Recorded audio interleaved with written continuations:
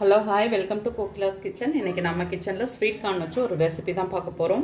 நான் ஒரு கப் அளவு ரவை எடுத்திருக்கேன், அதே மாதிரி ஒரு கப் அளவு ஸ்வீட் கார்ன் எடுத்திருக்கேன். ஃபஸ்ட்டு ஸ்வீட் கார்னை வந்து மிக்சியில் வந்து ஒன்றும் பாதியமாக அரைச்சி எடுத்துகிட்டு வந்துடலாம். இப்போது ஒரு பாத்திரம் எடுத்துகிட்டு அதில் வந்து நம்ம எடுத்து வச்சுருக்க ரவையை சேர்த்துக்கலாம். இப்போ ஒன்றும் பாதியம் அரைச்சாச்சு. இப்போ அதை வந்து அதில் சேர்த்துக்கலாம்.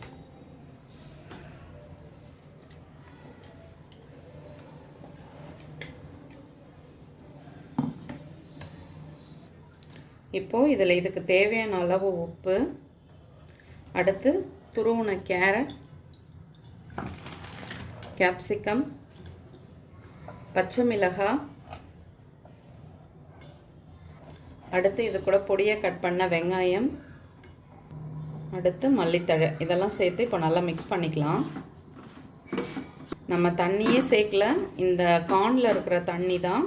இது கூட இப்போ கொஞ்சமாக நான் தயிர் தான் ஆட் பண்ண போகிறேன். கெட்டி தயிர் ஒரு 2 ஸ்பூன் அளவு சேர்த்துக்கலாம். சேர்த்துட்டு இப்போ இதை நல்லா மிக்ஸ் பண்ணி விட்டுடலாம். இப்போ இதை நல்லா பிசைஞ்சாச்சு. ஒரு 2-3 மினிட்ஸ் அப்படியே மூடி போட்டு வச்சிடலாம். உங்கள் கிட்டே இருக்கிற சீஸ் வந்து ஸ்கொயர் ஷேப்பில் இருந்ததுன்னா கட் பண்ணி அதில் ஒரு பீஸ் மட்டும் உள்ளே வச்சுக்கோங்க. இது வந்து நான் இப்போது ஷீட் மாதிரி தான் வச்சுருக்கேன். ஸோ அதனால் நான் இதை வந்து ரவுண்டாக உருட்டிக்க போகிறேன். குட்டீஸுங்க இருந்தால் இந்த மாதிரி சீஸ் எல்லாம் வச்சு செய்யுங்க. பெரியவங்களுக்குனா தேவை கிடையாது. நான் அதை அப்படியே இந்த ஷீட்டை உருட்டிட்டு அப்படியே கட் பண்ணி எடுத்துட்டேன். அப்போ தான் உள்ளே வந்து நம்மளால் ஸ்டஃப் பண்ண முடியும்னு. இப்போ அடுப்பில் பணியாரக்கல் வச்சாச்சு. இது சூடாகட்டும். இப்போது ஒரு உருண்டை மாவு எடுத்து அதை வந்து நல்லா உருண்டையாக உருட்டிட்டு அதுக்குள்ளே ஒரு க்யூப் சீஸை வச்சு அப்படியே நல்லா க்ளோஸ் பண்ணிடணும். நல்லா ஷேப்பாக ரவுண்டாக உருட்டி எடுத்துக்கணும்.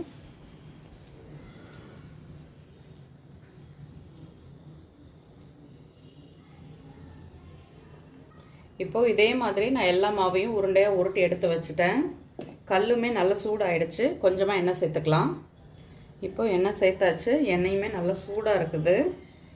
நம்ம இந்த மாதிரி உருட்டி வச்ச பால் எல்லாத்தையுமே ஒன்று ஒன்றா எடுத்து அதில் வச்சிட வேண்டியதான்.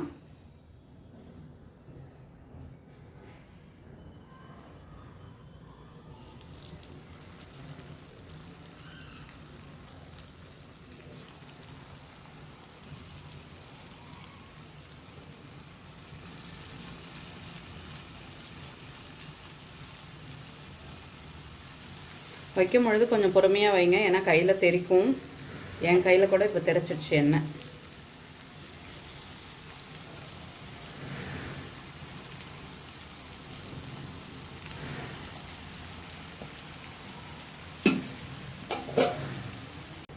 இப்போ இதை வந்து பொறுமையாக திருப்பி விடலாம்.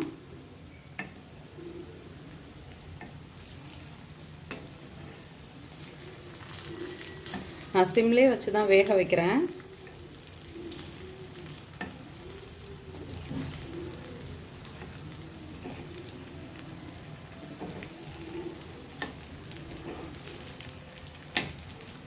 பக்கமும் நல்லா திருப்பி திருப்பி விட்டு வேக வச்சு எடுத்தோம்னா சூப்பராக ரெடி ஆகிடும். இதுக்கு உங்களுக்கு மாவு ரொம்ப லூஸாக இருக்குது அப்படின்னு ஃபீல் பண்ணிங்கன்னா வேணும்னா கொஞ்சமாக மைதாவோ கார்ன்ஃப்ளவரோ சேர்த்துக்கலாம். நான் இன்றைக்கி எதுவுமே சேர்க்காத தான் செஞ்சுருக்கேன். அதுவுமே கரெக்டாக வந்திருக்குது. உங்களுக்கு அப்படி சரியாக வரலை அப்படின்னு ஃபீல் பண்ணிங்கன்னா நீங்கள் வந்துட்டு கொஞ்சம் மைதா ஏதாவது சேர்த்துக்கிறதுனால சேர்த்துக்கோங்க. இது இப்போ கிட்டத்தட்ட ரெடி ஆகிடுச்சு. என்னோட உனக்கு காணும்னு நினைக்காதீங்க. நான் எடுத்து டேஸ்ட் பார்த்தேன் வெந்துடுச்சா இல்லையான்னு சொல்லிட்டு. இது வந்து நல்லா பால் ஆட்டும். உங்களுக்கு வந்து நல்லா கிறிஸ்பாக இருக்கும். உங்களுக்கு சாஃப்டாக வேணும்னு நினச்சிங்கன்னா இந்த மாதிரி கொஞ்சம் நல்லா தண்ணி ஊற்றிட்டு இதில் கொஞ்சமாக சோடா உப்பு போட்டு நல்லா மிக்ஸ் பண்ணி எடுத்துகிட்டு அதுக்கப்புறம் நம்ம வந்து இதில் பணியார மாதிரி ஊற்றினோம்னா சாஃப்டாக வரும். ஸோ ரெண்டும் காமிக்கிறதுக்காக தான் நான் வந்துட்டு இதை வச்சுருந்தேன்.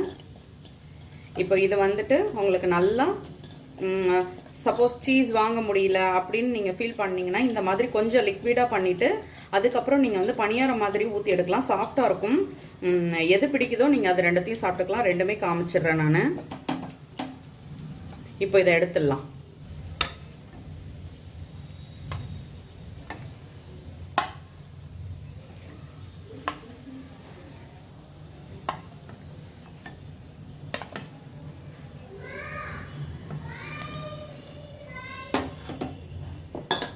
இப்போ மாவு நல்லா கலந்து விட்டாச்சு. நம்ம வந்துட்டு இப்போ பணியாரக்கல்லில் அதை ஊற்றிடலாம். கொஞ்சமாக இதை விட இன்னும் லிக்விடாக வச்சுக்கணுனாலும் வச்சுக்கலாம், இல்லை இந்த அளவு மட்டுமே கூட வச்சுக்கலாம். வச்சுட்டு இப்போ வழக்கம் போல் எப்படி நம்ம ஊற்றுவோமோ அதே மாதிரி ஊற்றிட்டு மூடி போட்டு வச்சிடலாம். சூப்பராக நல்லா கிறிஸ்பாக வந்திருக்கு. இங்கே பாருங்கள் எவ்வளோ அழகாக இதில் சீஸோடு எவ்வளோ அழகாக வந்திருக்குன்னு சொல்லிட்டு சூப்பராக இருக்கும், குட்டீஸுங்களுக்கும் பிடிக்கும். இப்போது ஓப்பன் பண்ணி பார்க்கலாம். நம்ம பணியாரம் ஊற்றி ஒரு கிட்டத்தட்ட 3-4 நிமிஷம் ஆயிடுச்சு. சிம்லேயே தான் நான் வச்சுருந்தேன். இப்போ எல்லாத்தையுமே நம்ம வந்து திருப்பி விட்டுடலாம்.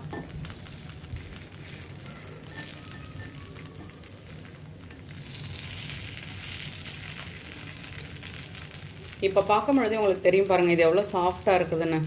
ஆனால் இது வந்து கொஞ்சம் ஹார்டாக தான் இருக்கும். நம்ம பால் ஷேப்பில் போட்டோம்னா அது வந்து கொஞ்சம் ஹார்டாக இருக்கும். இதை கொஞ்சமாக பணியாரம் மாதிரி ஊற்றினோம்னா இது நல்லாவே சாஃப்டாக வரும். இப்போது இது நல்லா வெந்துடுச்சு, எடுத்துடலாம்.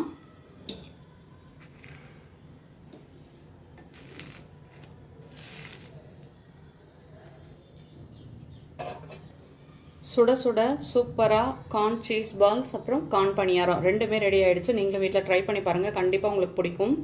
வீடியோ பிடிச்சா லைக் பண்ணுங்கள். என்னோடய வீடியோ உங்களுக்கு யூஸ்ஃபுல்லாக இருந்தால் சப்ஸ்கிரைப் பண்ணிக்கோங்க. தேங்க்யூ.